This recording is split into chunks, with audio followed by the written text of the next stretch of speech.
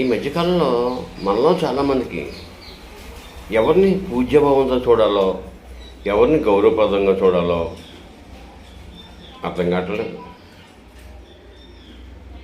నిన్ను కన్నా తల్లిదండ్రులని పూజ్యభావంతో చూడాలి, నీ విద్య నేర్పిన గురువుని పూజ్యభావంతో చూడాలి, నీకు దారి చూపించిన దైవాన్ని పూజ్యభావంతో చూడాలి. అంతేగాని పనికి మందనంతా వెనకేసుకొచ్చి నేను పుట్టించిన వారిని నెట్టేట ముంచడం ఎంతవరకు న్యాయం అని నేను అడుగుతున్నాను. తల్లిదండ్రుల విలువ తల్లిదండ్రులు పోయిన నాలాంటి వారికి తెలుస్తుంది. చాలామంది చూస్తున్నాను జులాయిగా తిరుగుతూ, తల్లిదండ్రులు పట్టించుకోక, గురువుని గౌరవించక,